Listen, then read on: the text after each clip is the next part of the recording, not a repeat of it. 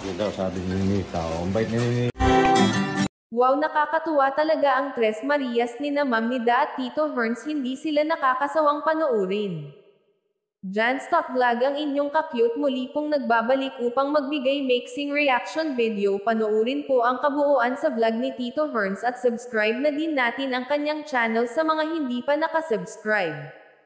Grabe, maaasahan na talaga ni Teacher Nida ang Tres Marias sa pag-grow grocery at mga gawaing bahay, at nakakatuwa si Nanita nag-thank you sa Tatay Herns niya dahil nakabili na naman sila ng mga pangangailangan nila at syempre pagkain na din nila, pero ang masaklap, lalaruin pala ang nilutong french fries imbis gutom na daw ang tatay nila.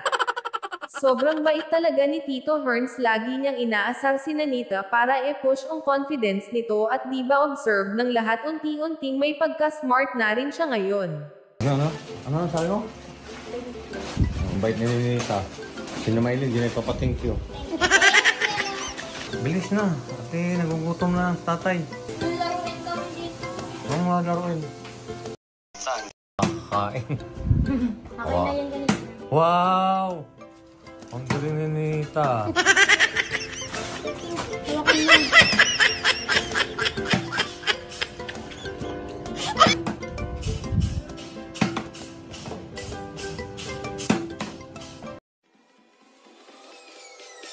Peace.